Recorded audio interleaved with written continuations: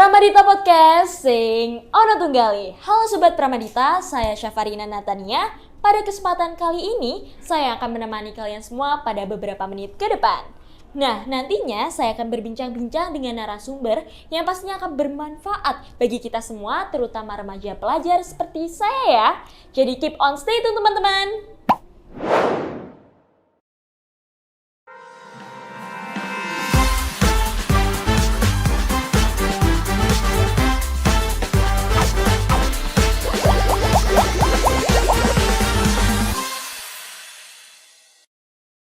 Hey, halo Sobat Pramadita, Arin di sini dan kalian lagi dengerin podcast Pramadita.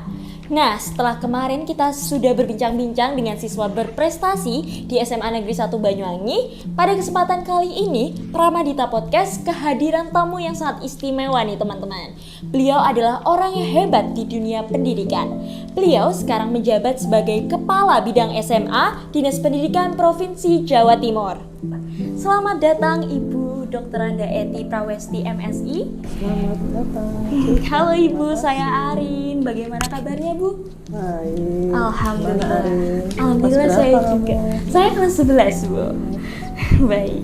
Sebelumnya saya ucapkan terima kasih terlebih dahulu ya Bu atas waktunya yang sudah Ibu berikan untuk berbincang-bincang bersama saya dalam beberapa menit ke depan Bu. Nah, kebetulan hari ini Ibu Eti berkunjung di sekolah saya ya Bu, SMA Negeri 1 Banyuwangi. Mohon izin kembali untuk waktunya Bu untuk berbincang-bincang sebentar ya Bu. Nah, seperti yang sudah kita ketahui nih teman-teman, bahwasanya Bu Eti sudah berkecimpung lama di dunia pendidikan. Nah, kalau saya boleh tahu nih Bu, mengapa Ibu memilih dunia pendidikan sebagai karir? Bisa dijelaskan Bu alasannya itu seperti apa Bu? Silakan. Bukan memilih pendidikan di dunia karir karena kita sebagai pegawai negeri ditempatkan di mana saja harus siap. Oh, Ya gitu ya. Di dunia pendidikan kebetulan saya ditempatkan di Dinas Pendidikan sehingga saya harus masuk dan jiwa saya harus masuk di dunia pendidikan. Siap Bu. Gitu, wah sangat menarik ya. Ternyata alasan yang sudah Bu Eti berikan. Nah selanjutnya Bu, selama Ibu berkarir di dunia pendidikan, ada dong suka duka yang sudah Ibu lalui. Silakan Bu. Dimanapun suka duka itu pasti ada. Di dunia pendidikan itu dinamis sekali yang kita hadapi karena banyak hal yang kita hadapi selain siswa, mungkin manajemen sekolah, kepala sekolah, masyarakat, semua kita hadapi. Suka duka, sukanya banyak, dukanya juga banyak, tapi semua kita lewati dengan penuh semangat, penuh sukacita, sehingga apa yang kita kerjakan bermanfaat untuk masa depan anak-anak bangsa.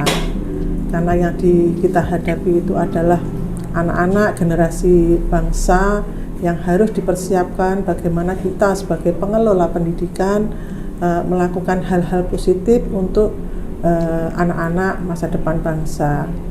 Apa yang dipersiapkan banyak sekali.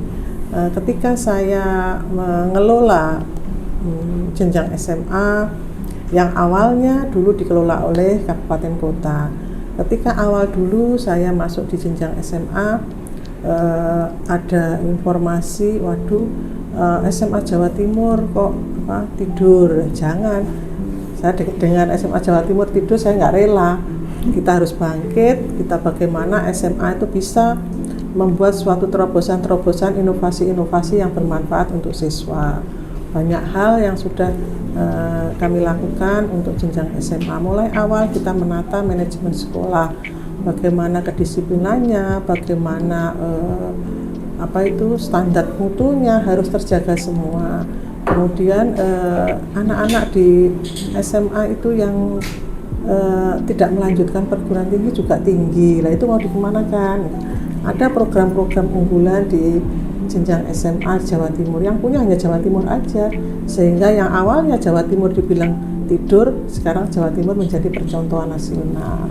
Wah, saya sangat mengapresiasi atas semangat yang Ibu miliki. Nah, terkait dengan program unggulan yang barusan Ibu sebut. Nah, saya boleh tahu dong Bu, mengenai apa saja sih program unggulan Bu Ety dalam menjabat sebagai Kepala Bidang SMA Dinas Pendidikan Provinsi Jawa Timur. Silahkan. Ya, program unggulan itu yang sekarang diadop oleh banyak provinsi, antara lain SMA double track.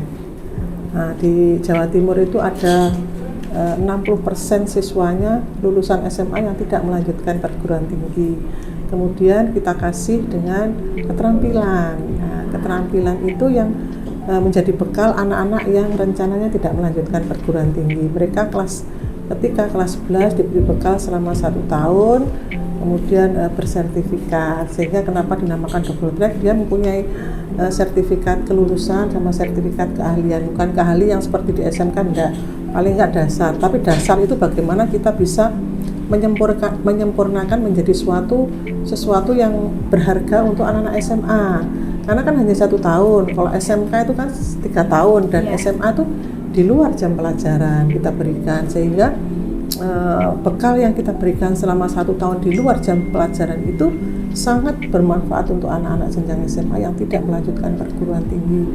Nah, itu dari anak-anak yang rencananya tidak melanjutkan perguruan tinggi, dengan bekal keterampilan itu ada, saya membuka ada 7 bidang keterampilan itu, ada tata boga, tata busana, tata rias, ada teknik kendaraan ringan, teknik elektro, teknik listrik, kemudian ada sepeda ringan. Nah, dari 7 bidang itu anak-anak punya bekal, sehingga mereka bisa katakanlah dari tata boga, mereka diajari bagaimana membuat kue, bagaimana memasarkannya, bagaimana mereka manajemen pemasarannya ikut, katakanlah sekarang di Bukalapak atau di Tokopedia atau di Shopee, itu semua diajarkan.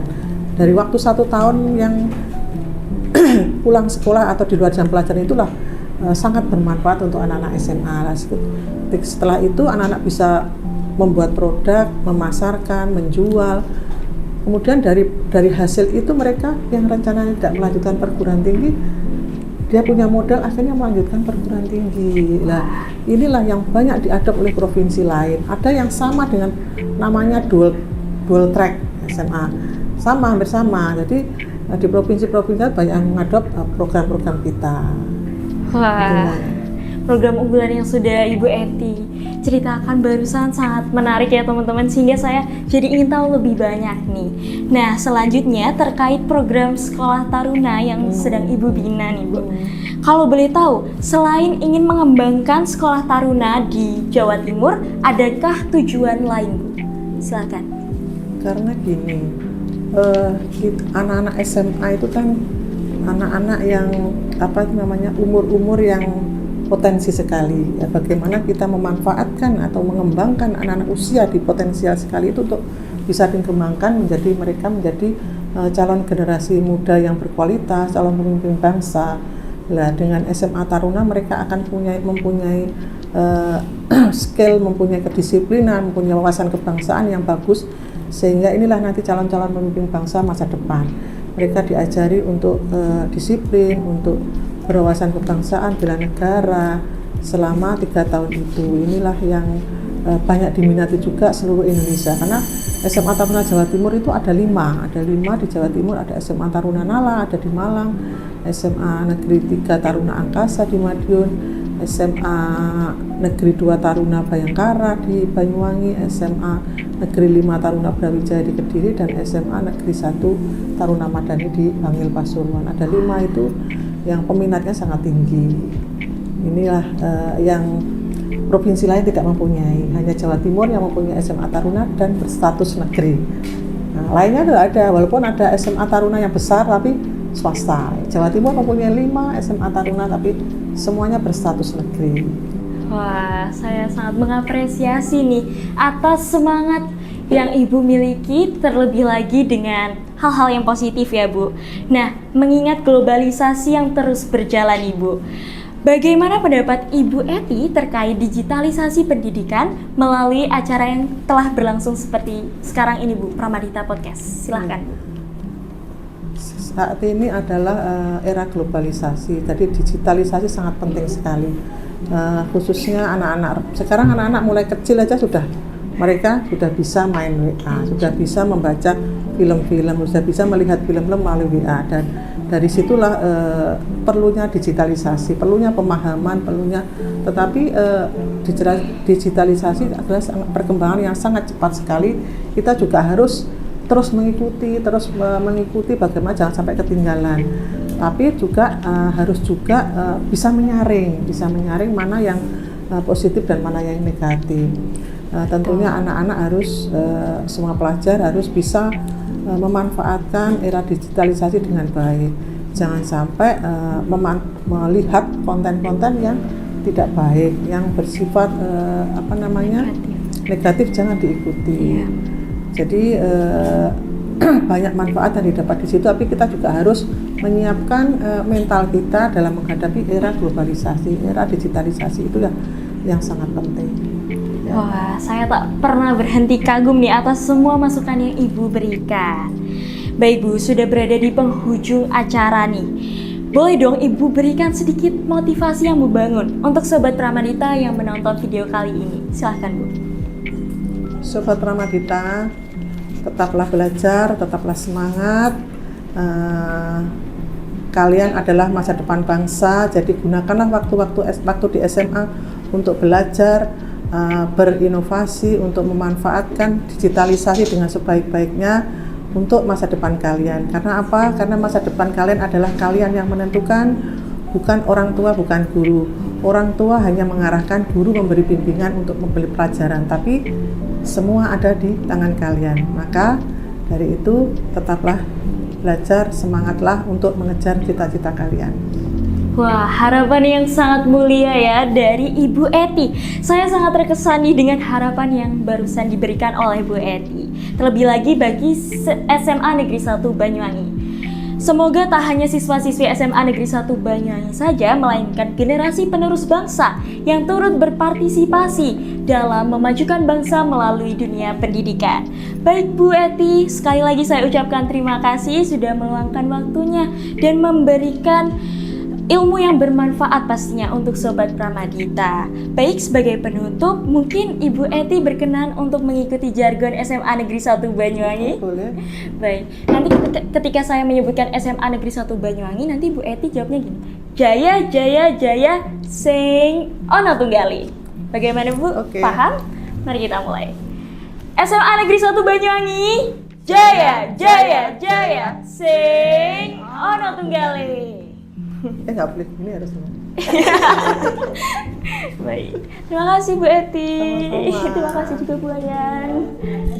Nah, coba podcast kali ini ya teman-teman. Sebagai penutup, izinkan saya berpantun terlebih dahulu. Pisang emas dibawa berlayar, masak sebiji di atas peti. Hutang emas boleh dibayar, hutang budi dibawa mati. Jadi dari semua pertanyaan yang sudah dibahas dengan jelas, semoga dapat memberikan inspirasi dan motivasi teman-teman dalam belajar untuk menjadi generasi emas Indonesia. Cukup sekian perbincangan kali ini, sampai jumpa di Pramadita Podcast selanjutnya. Pramadita Podcast, sing ono tunggali.